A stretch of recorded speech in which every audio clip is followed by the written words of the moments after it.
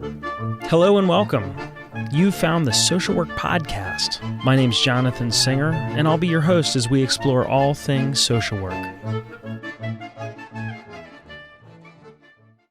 Today's episode of the Social Work Podcast tackles one of the most difficult developmental stages in the parent-child relationship, adolescence. Now, if you're a longtime listener of the podcast, you'll know that I've spent most of my professional career working with or doing research on adolescents. And like most clinicians, I have more experience with adolescents when things are going wrong in their lives than when they're going right. And as a parent, I can tell you that I seem to be much more clued into when things are going wrong than when they're going right. Like earlier this afternoon. No. I'm just kidding. I wouldn't do that to you. What I will do is introduce my guest, Dr. Lisa Damour. She's a clinician, researcher, professor, parent, writer of the Adolescence column for the New York Times Motherload blog, and most importantly for today's episode, Dr. Damour is the author of Untangled, Guiding Teenage Girls Through the 7 Transitions into Adulthood. Now, I've read it. I think it's fantastic. I'm going to read you the blurb on the inside jacket cover. That's how good I think it is. Just wait till she's a teenager. Most parents have been warned about the stress of raising a teen girl, the friction with friends, the rush of emotions, the stinging rudeness followed by sweet affection. But your daughter's teen years don't have to feel like a tangled mess for you or her. There's a predictable pattern to how girls grow, a blueprint for adolescent development. Isn't that good? Well, in today's interview, we talk about this blueprint. We talk about sex, the internet, swimming pools. I realize this is starting to sound a little more blue than print, but it's not. Trust me.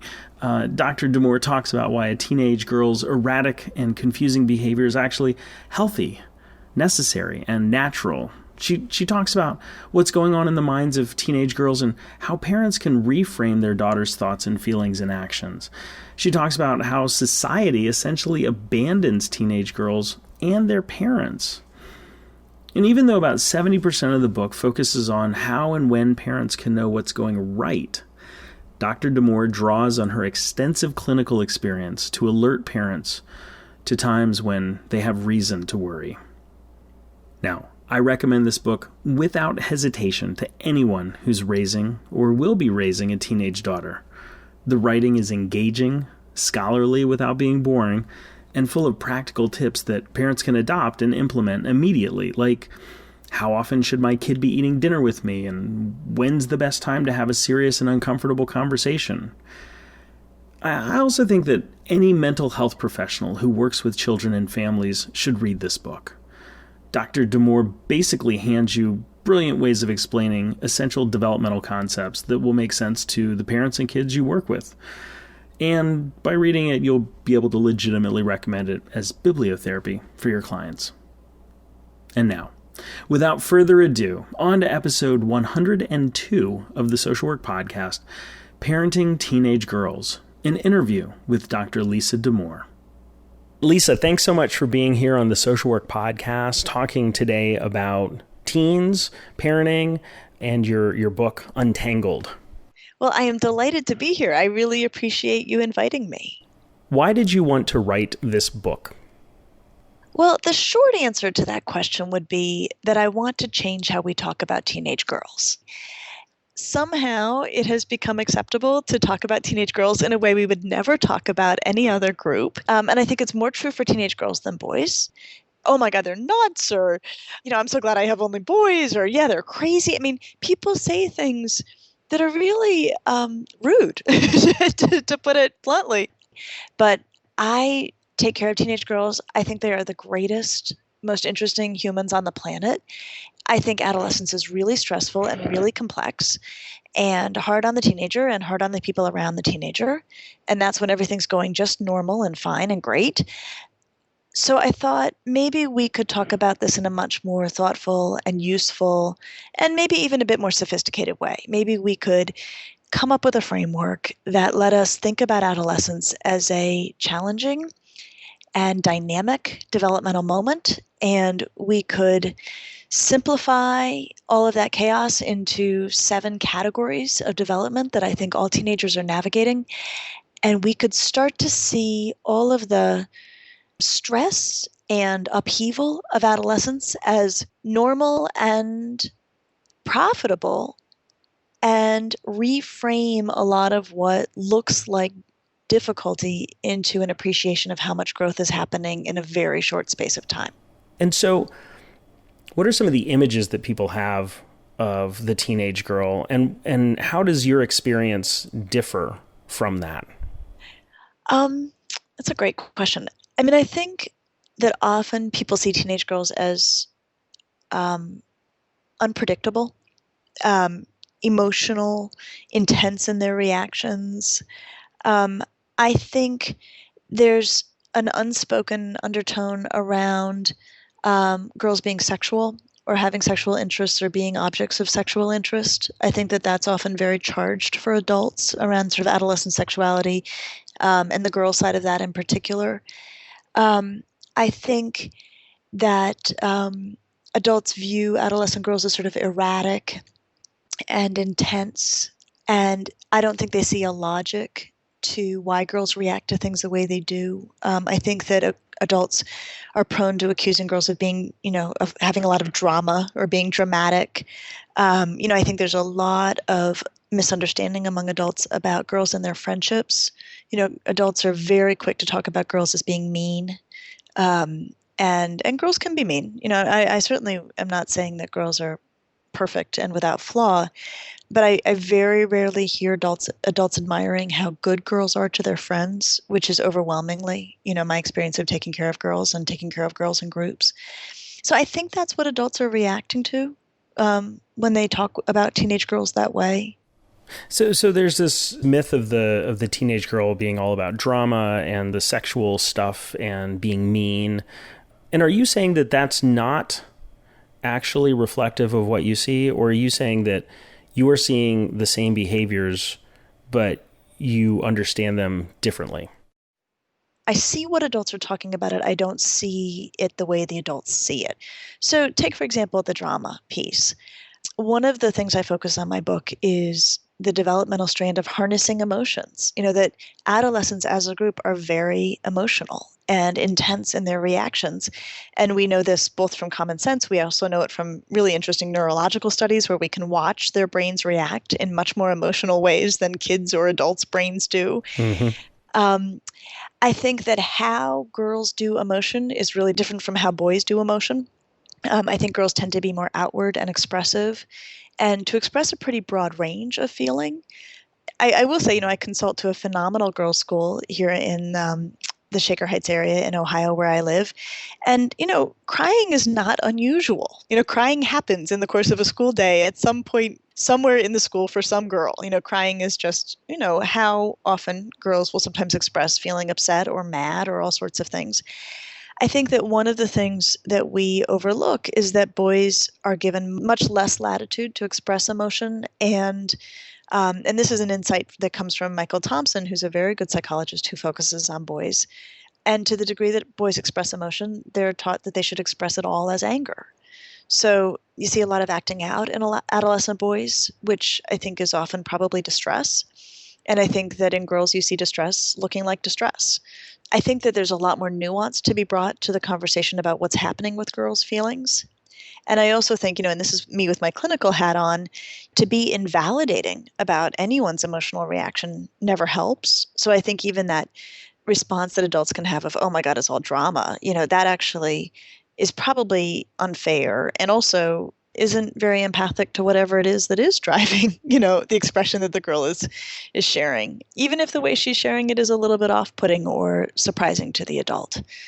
On the sexual piece, I think the thing that is so tricky is that girls' sexuality and girls' emergent sexuality in adolescence is such a heavily commodified thing. And the girls themselves and everyone around them are sent such, strange is the best way I can think to describe it, or the kindest word I can think to describe it, such strange messages about what emerging romantic and sexual interests should look like in girls. We don't want girls to be too slutty, but we do want them to be sexy, but we don't want them to be too sexy, but we don't want them to be prude. I mean, these are all the words that get thrown around. There's really probably no way for a girl to get it right.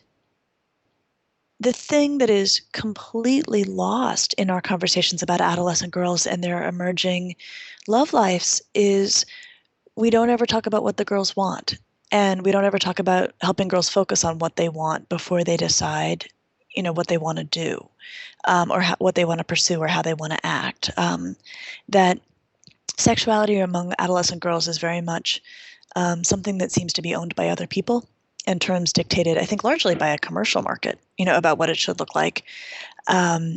So I think it's hard to separate out what's really going on for teenage girls and their emerging love lives and what is the commercial version of that. And I think sometimes adults are reacting to the commercial version of that without tuning very closely into where the girls are and what they want in that. So how do you address this with the teenage girls you work with, and how do you work with the parents around this issue? Yeah. Right. These are really big and complex and really interesting issues.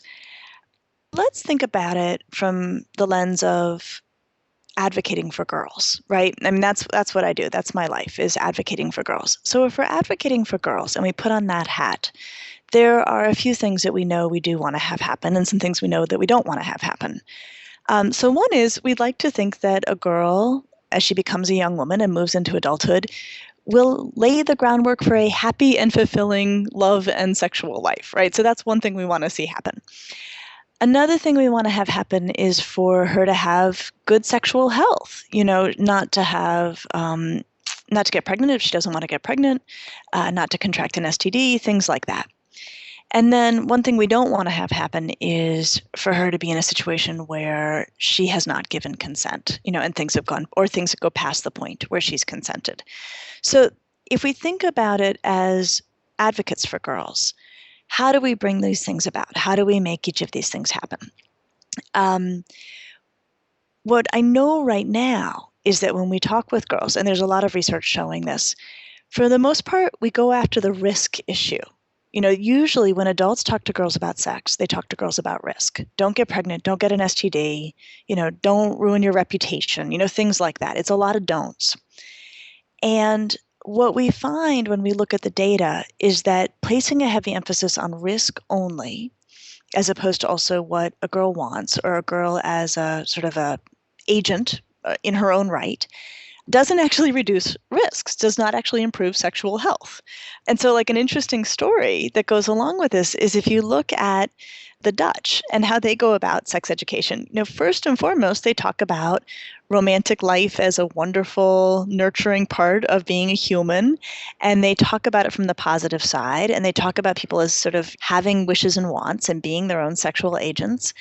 And then they also address, as part of that, how one keeps oneself safe and healthy in the context of a sexual interaction. And they have the best sexual health for teenagers in industrialized societies. And we actually in the US have the worst sexual health for teenage girls in industrialized societies. So there's both a kind of advocate reason to talk about what girls want and how they pursue their own sexual interests, or what would be appealing to them. And there's also a health benefit to doing so. Of course, there's a lot different between the Netherlands and the US in terms of cultural attitudes towards sexuality and also health access around sexual concerns. But what we know is when we focus on girls as sexual agents, girls as having their own wishes and wants sexually, that the health also follows from that.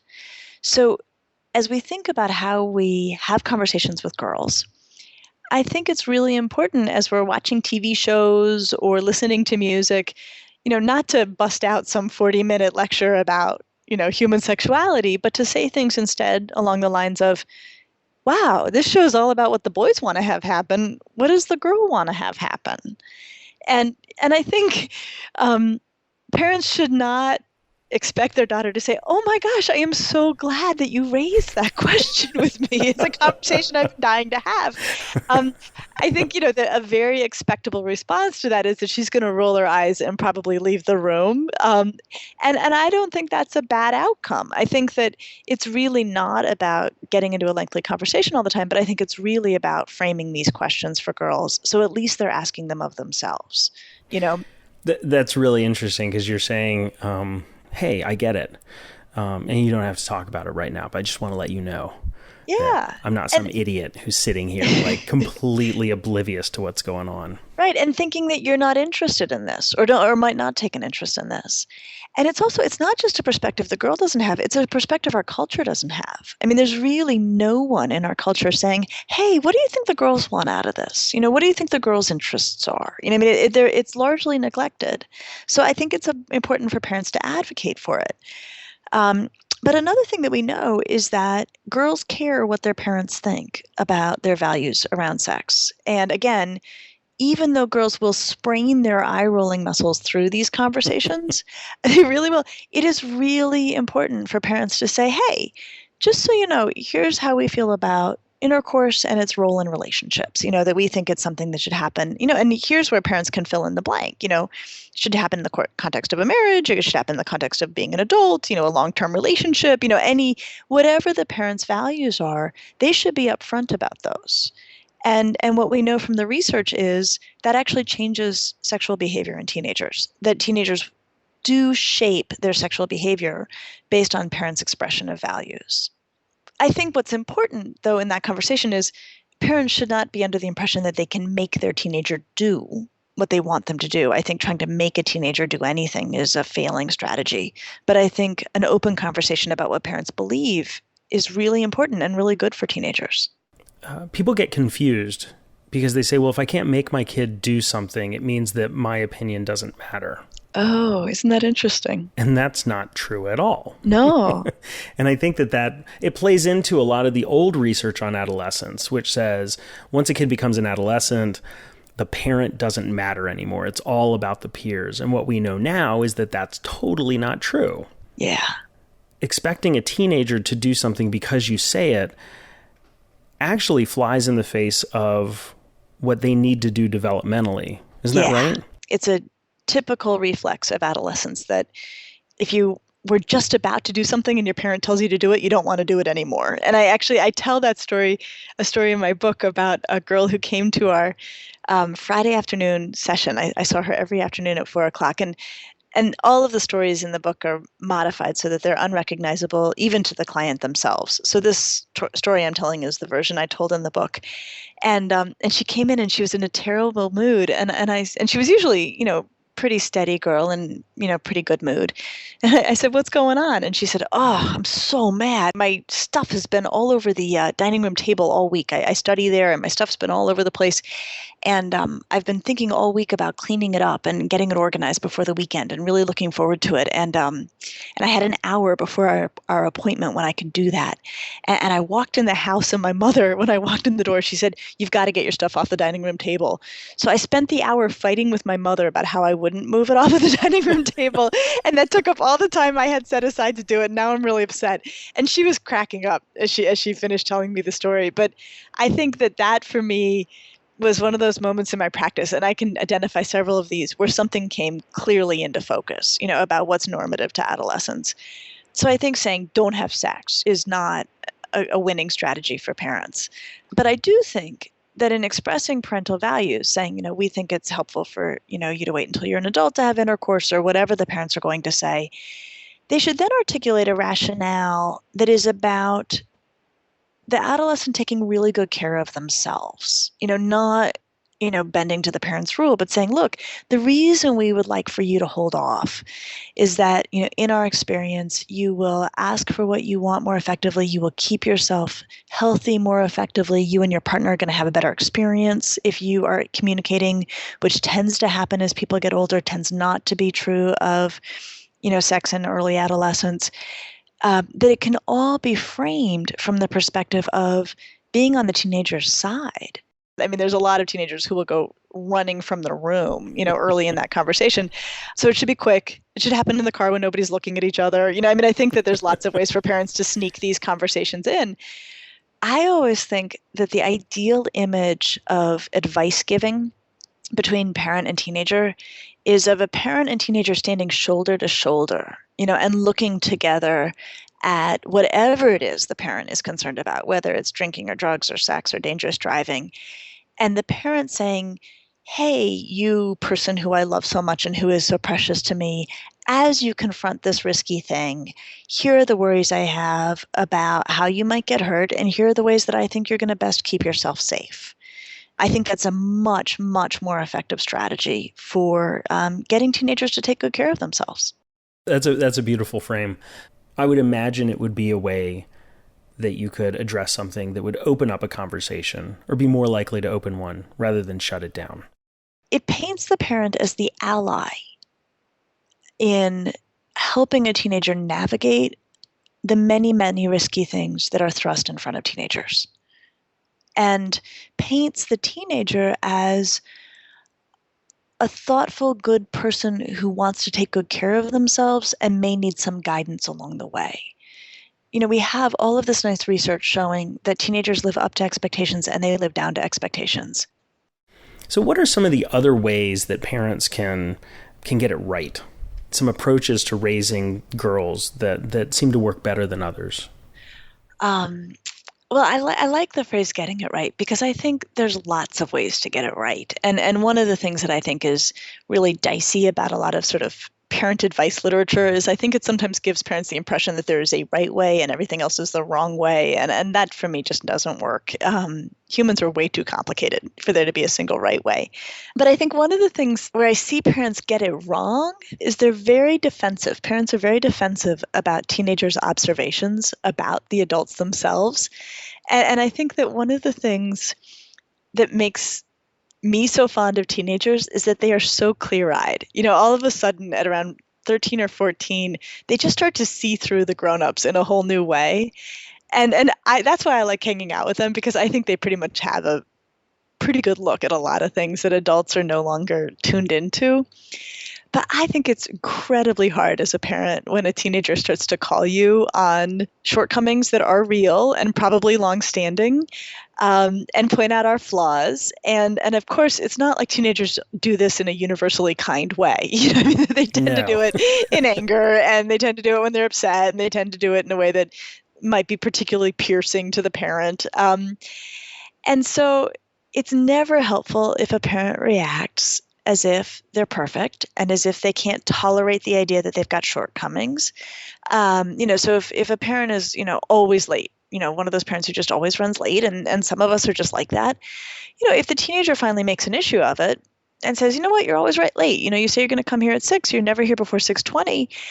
There's a couple different ways for parents to react. And, if the parent reacts with, you know what, this is really hard for me and I'm super busy and I don't have time and, you're lucky I'm picking you up, I think that's a really missed opportunity. It just becomes a fight, and a fight where the teenager actually had a very legitimate point. Another way a parent could go in a moment like that is to say, you're right. You're right. I'm bad at this. And to apologize. I think apologizing to a teenager is one of the most gracious gestures and an important one, and one that we should never miss an opportunity to do when it's deserved. And to say, you know what, I'm not perfect, and this isn't fair to you, and you're right, and let me work on it. Let me see if I can't get myself here on time, because that's a better thing to do. But I think that the really huge opportunity in a moment like that is to help the teenager see that they shouldn't take it personally. Because one of the things that I think is really true about teenagers is that they start to notice our flaws as parents, and they want to fix us because they think, oh my gosh, you're my only parents for the rest of my life. You've got to be better than this, And so I think a lot of pointing out our flaws is sort of their effort to say, all right, guys, we got 4 years for you to become better. And so we need to get on it. And I think that it's really helpful to help adolescents step out a little bit there is a truth to the fact that teenagers can be egocentric. And I think it's helpful to help them step out of that and say, look, honey, you're right, I'm late. I'm late to everything, right? This isn't about you. This is a problem I have, or this is my own difficulty. As obvious as that may seem to the parent, that will come as a revelation to most teenagers. Most teenagers have been taking it personally because teenagers as a group tend to take a lot of things personally. And so I think for a parent to take a critique and say, you're right, this is not my strong suit. And honey, I love you. This is something I struggle with. I struggle with it. You've noticed I'm also late for your brother. I'm late for your dad. Like, this is something I do universally. And to say, this is something about me that you might have to work around, right? That you might have to work around this part of me. I'll try to change it, but you may have to adapt to it. I think that moment between parent and teenager, if you could measure human psychological growth, I think you would see this huge surge in human psychological growth. Because what that moment says is, yeah, I'm not perfect. No one is. You're not perfect. I'm not perfect.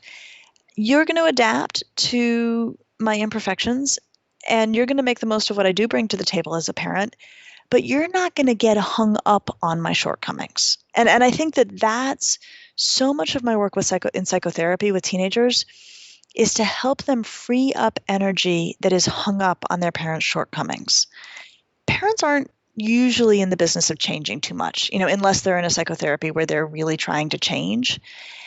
And I would so much rather see a teenager put all of that muscle into their own interests, their work at school, their hobbies, things like that, and less into seeing if they can't get the parent to be different than they are. And of course there are exceptions, right? I mean, if we're talking about abusive parents or things like that, that's not the kind of thing, that's not something that I expect a kid to no longer be hung up on. But the normal terrain of adult neurotic behavior, I think the sooner that kids are like, yeah, that's my mom. She makes a mean chicken pot pie and she's always there for me in these other ways. I think that really helps kids grow. One of the lenses that I'm hearing you through is an attachment lens. Yep. When you're describing this conversation, to me, it really sounds like the parent is validating the kid, saying, you're not crazy. Right. I see this too. And I'm glad that you came to me with this because we can actually have a conversation that doesn't make you feel alienated or more alienated. Yeah. So some of my favorite writing that I got to do for this book was the section on rupture and repair in chapter 4. And so chapter 4 is the chapter about contending with adult authority. And there is this phenomenal literature about when relationships fall out of sync with each other and then get back into sync with each other. And a lot of it is in that attachment literature. And a lot of it has not been translated very effectively for a lay audience. But so much of what that literature finds is that human growth happens not necessarily when everyone's getting along, but when people fall out of step with each other and then can say, hey, oh wait, I see where you're coming from and you see where I'm coming from, and we're going to come back together across a breach. And that it's in that dynamic between parent and child, but it can happen in other relationships too, where people feel safe, where people feel valued, where people feel like they get a taste of how they should be treated in relationships that are optional. That kind of disconnect and then effort by both parties to reconnect is one of the most critical moments in shaping all of the things we want our teenagers to become. Empathic, self-valuing, valuing of others, curious about other people's minds, curious about their own minds. And I think that to me, it seems almost magical that you can get all of those fabulous outcomes by saying something to a teenager along the lines of, yep, I really screwed that up and I owe you an apology and I'm really sorry. And you know that my mom was not good about money. And so that does not help me be good about money with you. And I'm doing my best. And I get it that doesn't feel good for you. Right? I mean, that just that kind of interaction is fertilizer for all of what we want our kids to be.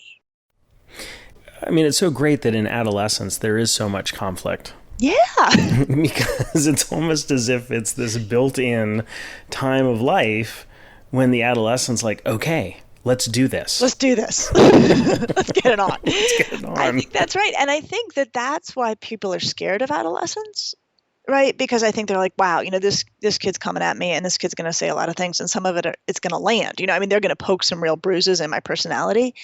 And I think parents can either walk into that moment thinking, okay, how do I maintain my authority and stay in charge? Or they can walk into that moment thinking, okay, can I grow? Can I allow the possibility that my 15-year-old is going to see things in me that are accurate and helpful and I could change for the better? And can I own those shortcomings and can I help her grow? Can I help him grow through the kind of conversations we're having about them? And I, obviously I'm advocating for the second path in this. But I think it's really hard. And I think it's really hard. I mean, I have to tell you, if I had, gold medals for single parents of teenagers, I would hand them out.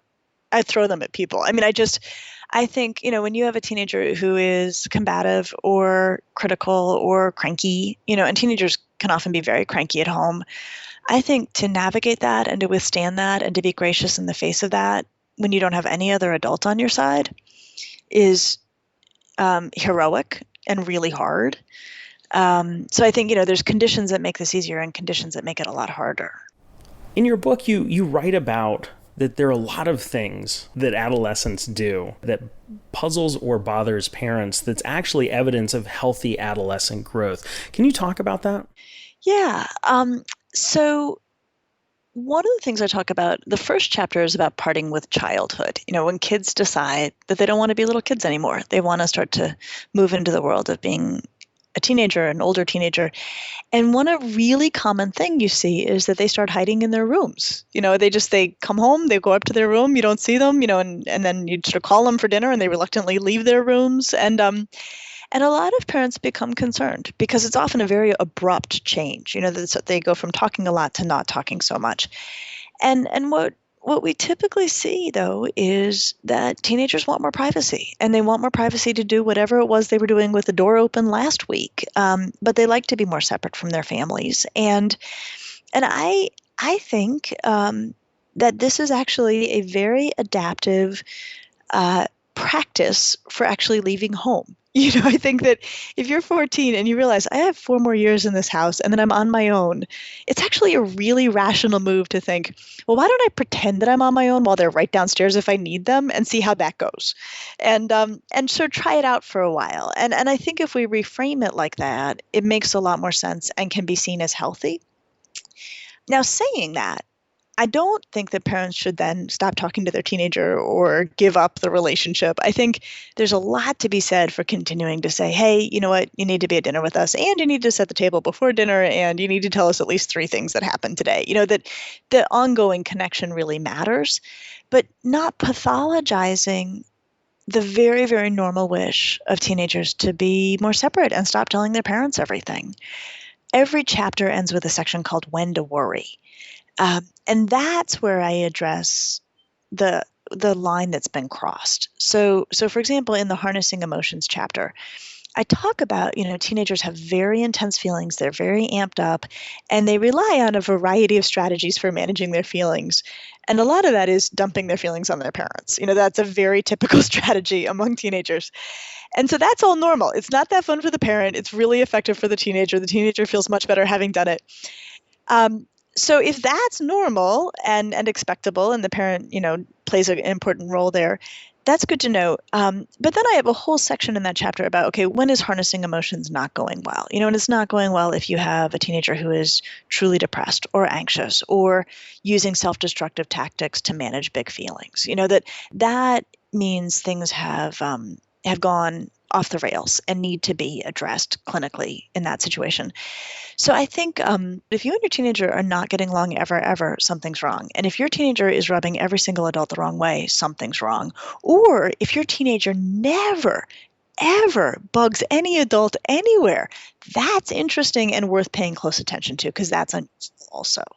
I have a quote in the book from these researchers who do lovely work on teenagers, and it's a beautiful quote. And the quote is, "Disagreement is common, serious conflict is not." this negative stereotype around teenagers that they're icky, that they're combative, it actually causes us to miss adolescent depression. When we have teenagers who are cranky all the time, that's what adolescent depression looks like. And just writing that off as, just an icky teenager is diagnostically inaccurate and then, of course, not helpful to the teenager.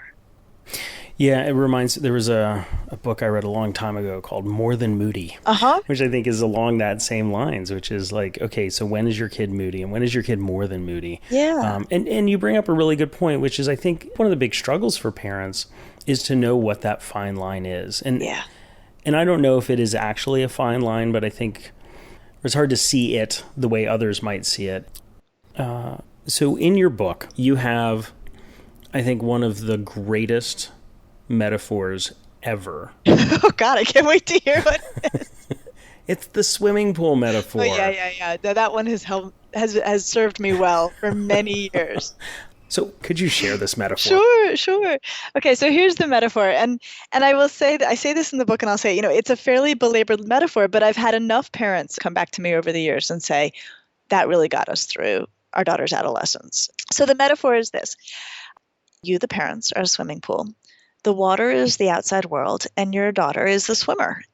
All teenagers want to be out splashing around in the world and swimming with their friends and having a good time, and they're not giving much thought to the pool that holds it all together. And then invariably something happens. She gets dunked, she gets exhausted, she's worked out too hard in the pool, and she needs to catch her breath. And in those moments, she will come scrambling for the edge of the pool. And that's the parent.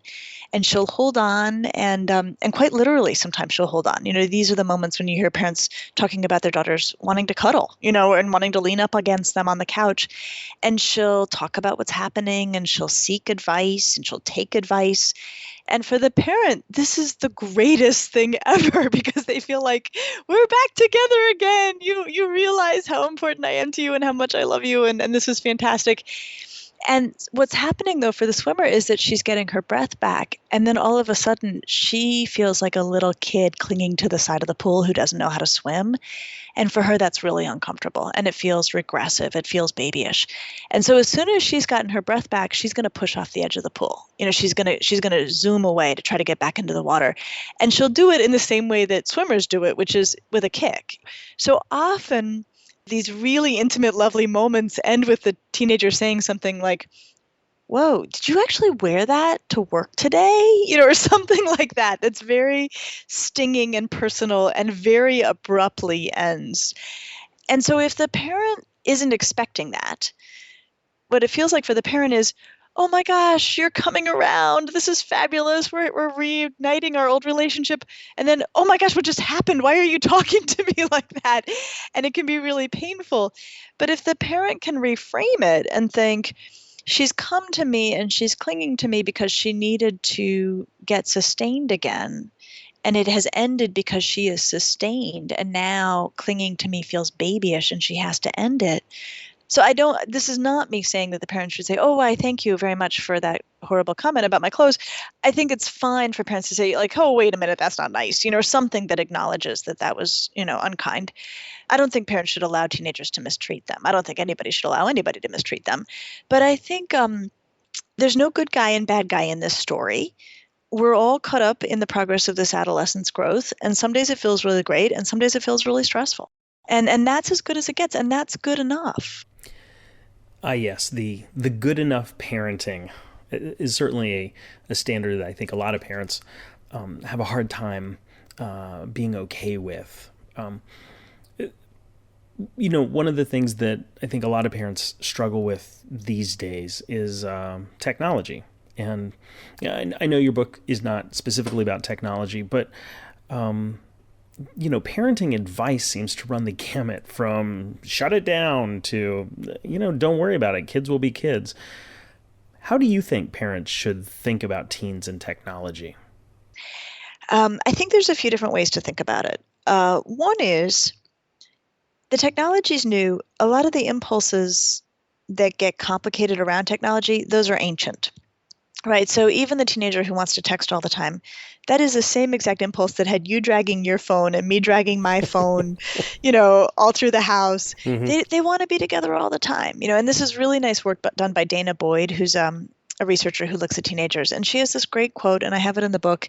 They're not addicted to technology, they're addicted to each other, and we were addicted to each other also. Mm. So I think it's one thing a parent should always start with when it comes to the technology piece is what part of this is familiar to me? Right? What part of this from my adolescence can I remember? We wanted to be together.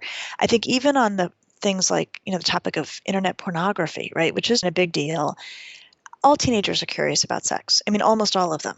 And I am sure a lot of adults can remember ways in which they tried to find out more about sex when they were teenagers. We just didn't have very much access.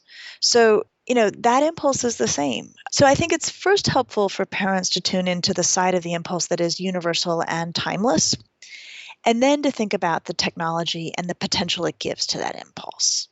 And not necessarily to vilify the teenager or the technology. But that said, I think there's a lot that parents need to do to keep technology from undermining development. So, if technology is interfering with a teenager's ability to have healthy in-person relationships, or if they are acting online in ways that are really going to cost them, that's a huge problem, obviously. If technology is undermining their capacity for sleep, which it does a lot, that's a huge problem. So I actually think a relatively useful way for parents to think about technology is, what are we trying to protect? Not what am I trying to shut down? So, there's lots of things we want to protect. I think we want to protect kids' sleep, the quality of their social interactions, their grades, and their ability to study in a meaningful and focused way. It's almost like when you're on a diet, it's harder if it's like, here's the food you can't have versus here are the foods you can have. So I think instead of saying like the phone is bad, ban the phone, it might be more useful for parents to say, okay, look, the phone's okay to the degree that it doesn't mess with your sleep, doesn't mess with how you function socially, doesn't get in the way of your schoolwork, things like that. That sometimes gives parents a frame that can make it easier to know how to parent in the face of technology. I will tell you, I'm ideally early in adolescence. I don't think any technology should go into a kid's room. And then I think there should be negotiations for the duration of adolescence about how long it stays in that room, how late in the evening. I do think there should be no technology in a kid's bedroom while they are sleeping or while they're supposed to be sleeping. Bedrooms should be where kids sleep and relax. And we have so much data at this point showing that having access to that kind of technology really, profoundly interferes with the capacity to sleep and relax. I think that's a fight worth having. Mm-hmm. Again, I really like how you presented a framework for thinking about technology rather than saying, Snapchat is bad, right. Twitter is good, right. Facebook is bad, right? Because those things are going to change. And are there ways that you talk to parents about ways they can then talk to their kids? Yeah, I think first starting with that idea that a lot about the technology is foreign, but there's also a lot that's not. A lot of what kids are doing on technology is the same stuff we were doing with just really bad technology of the time. I think that's a good place to start because I think it helps parents to feel like it's less of an enemy. They understand better what's happening. A lot of the questions I get from parents is about how much to monitor, how heavily they need to monitor their teenager. And I think this is an incredibly complicated question in parenting at this point. So I think if you've had a kid who has struggled to manage impulses online, who's been mean or looked up stuff they weren't supposed to look up, I think that's a teenager who needs a pretty heavy dose of monitoring until their impulses seem to be in better control. I think if you've monitored and you know your teenager and they manage themselves incredibly well, both in person and online, I think the parent can take that as license as adolescence progresses to not monitor so carefully. And at the same time, I always think that there should be some conversation along the lines of, you know what? This is your phone. This is your computer. Everything you do is public and permanent. If you do anything that you shouldn't be doing and I find out, we're going to have a big issue. I mean, I think that those kinds of commentary are really important. But I feel like sometimes I see parents who have kids who are struggling with how they use technology and the parent just throws in the towel. And then I feel like I've got other families where you have a really solid kid who's not misusing technology at all, and the parent somehow feels like they're not doing their job if they don't watch it like a hawk anyway. And I think it's a really tough piece of parenting right now, but I sort of feel happy to give parents permission to not try to track every single thing a teenager does, especially when the teenager is handling themselves quite well. If you're gonna treat a kid sort of in a mildly criminal way, there has to be a reason for that. Right.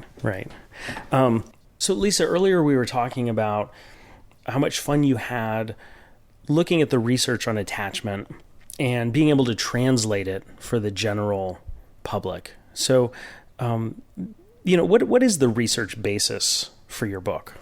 What you want is a really faithful representation of what the research says. But it also should be readable and interesting and educational without being dry. And so what was really fun for me in writing this was to work with what I know as a clinician, work with what I see in the day-to-day, work with my own, training and experience, but then walk up to certain bodies of research, like the research on attachment and rupture and repair, and try to wrap my arms around it and say, okay, now what's a story that I can tell from this research that's accurate, but really, really helpful to a parent? That's really the research basis of the book. And it's especially useful, the research piece is especially useful when there's some unexpected facts. At the end of the book, in the chapter on risk, I talk about this extraordinary research study that tracked the impact of MTV's television show 16 and Pregnant on pregnancy rates in the US. And it turns out that watching that show did a huge amount to drop pregnancy rates among teenage girls. Wow. Yeah, it's a great story of research, and the research methodology is fantastic. And it's a great story because it also shows if you show girls the truth, if they have to confront what it means to be pregnant as an adolescent, they are smart and they will react by using contraception or delaying sex. So the research always becomes a friend through the book too, in places where I want to make a point and I want to make it really strongly, and having research behind that point always helps to do that. Mm. Well, and I think that that's one of the things that I loved about reading your book was that you managed to, like within the same page, tell a beautiful anecdote, talk about a kid, cite some research, and you did it all so seamlessly. It never felt like I was being lectured to, or that I was just reading like, oh, this is Lisa's latest therapy session. She just happened to jot it down because she had 90,000 words to get through or whatever, Yeah. I think that for me, the takeaway about taking care of teenagers and their parents is that it's a huge time of growth for everybody involved. And I think the more adults can open themselves to growing and changing and seeing things in new ways as their teenager does, I think the better it goes. And I think when everybody's anxious and when everybody's afraid, it's really hard to grow and change. And if there's anything I hope I can do with this book would be to lower anxiety a little bit and give parents a way to stand back and look at the big picture so that they could enjoy their teenager more and feel less nervous that they're going to miss something that would be critical to have picked up, and just sort of enjoy the day-to-day a bit more. Well, Lisa, thank you so much for taking the time to talk with us about teenage girls, transitions to adulthood, and your new book, Untangled. Thank you for having me. This has been a total delight to talk with you about it.